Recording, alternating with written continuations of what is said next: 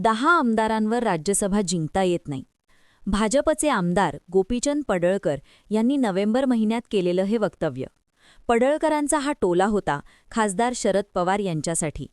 6 दशकांपासून राजकारणात असलेले पवार गेल्या 35 वर्षांपासून संसदेत आहेत. आधी लोकसभा आणि मग राज्यसभा. ते सातत्याने देशाच्या राजकारणात महाराष्ट्राचं नेतृत्व करतायत. मात्र आता 2026 मध्ये शरद पवारांसमोर एक मोठं आव्हान उभं राहिलंय. हे आव्हान असं पुन्हा निवडून येण्याचं. शरद पवार यांचा राज्यसभेचा कार्यकाळ यावर्षी 2 एप्रिलला संपणार आहे. त्यानंतर जर त्यांना पुन्हा राज्यसभेवरती जाण्याची इच्छा असेल तर यासाठी महाविकास आघाडीतल्या मित्रपक्षांची मदत घ्यावी लागेल. महाविकास आघाडीत शिवसेना ठाकरे गटाचे 20 आमदार आहेत, काँग्रेसचे 16 आणि राष्ट्रवादी शरद पवार गटाचे 10 आमदार आहेत. यासोबत आघाडीला समाजवादी पक्षाचे 2 आणि माकपच्या 1 आमदाराची साथ आहे. म्हणजेच महाविकास आघाडीची एकत्र ताकद 49 आमदारांची आहे. महाराष्ट्रात राज्यसभेच्या 19 जागा आहेत. त्यापैकी 2026 मध्ये 7 जागा रिकाम्या होणार आहेत.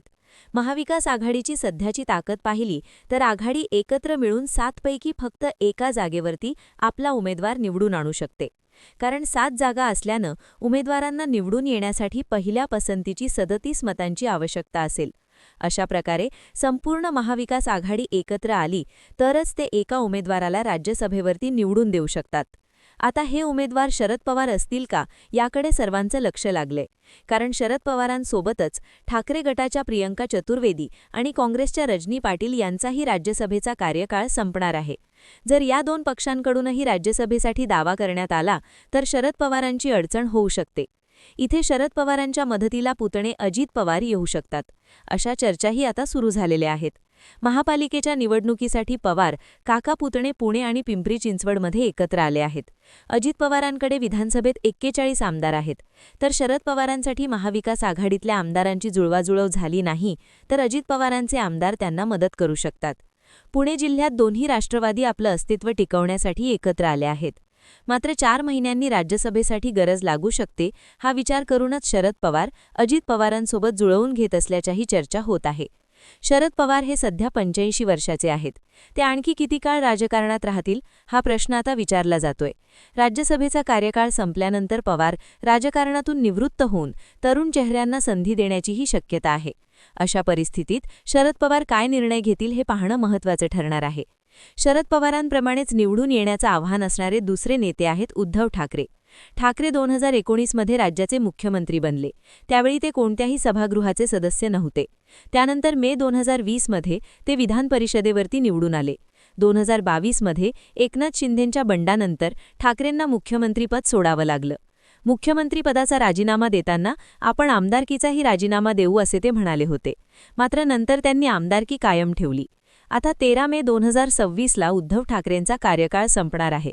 त्यानंतर जर त्यांना पुन्हा विधान परिषदेवरती निवडून जायचं असेल तर अन्य पक्षांची मदत घ्यावी लागेल. विधान परिषदेवरती निवडून जाण्यासाठी पहिल्या पसंतीची 28 मतं आवश्यक असतात. पण शिवसेनेकडे फक्त 20 आमदार आहेत. त्यामुळे उद्धव ठाकरेंना निवडून येण्यासाठी काँग्रेस किंवा शरद पवारांच्या राष्ट्रवादीच्या मतांची गरज लागेल. इथे लक्षात घेण्यासारखी गोष्ट म्हणजे निवडणूक गुप्त मतदान पद्धतीने होत असते. त्यामुळे इथे मतं फुटण्याची भीती मोठ्या प्रमाणात आहे. अशा परिस्थितीत पुन्हा निवडून येण्यासाठी उद्धव ठाकरेंचे राजकीय कौशल्य पणाला लागणार आहे.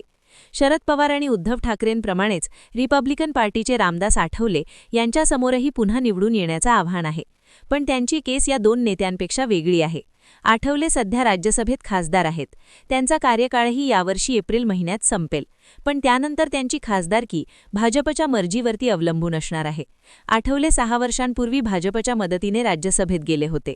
पण तेव्हापासून राज्याचं राजकारण पूर्णपणे बदललंय. आता एकनाथ शिंदे आणि अजित पवार सारखे नेते युतीत भाजपच्या सोबत आले आहेत. त्यामुळे भाजपला आठवलेंची पूर्वी एवढी गरज नसल्याचं दिसते.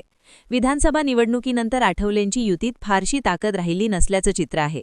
मुंबई महापालिकेच्या निवडणुकीत हे स्पष्ट दिसून आलं.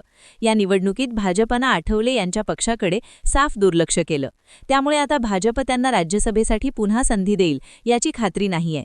या निवडणुकीच्या माध्यमातून आठवलेऐवजी भाजप दलित समाजातून नवं नेतृत्व पुढे आणण्याचा प्रयत्न करू शकतो. असं झालं तर आठवलेंचा पत्ता कट होऊ शकतो. आठवले जरी खासदारकीसाठी आशावादी असले तरी हा निर्णय भाजपवरतीच अवलंबून असणार आहे. त्यामुळे शरद पवार आणि उद्धव ठाकरेंप्रमाणेच त्यांच्या त्यांच्यासमोरही यावर्षी पुन्हा निवडून येण्याचं आव्हान असणार आहे. एकूणच काय तर यावर्षी राज्यातल्या 3 महत्त्वाच्या नेत्यांसमोर मोठं राजकीय आव्हान उभे राहणार आहे.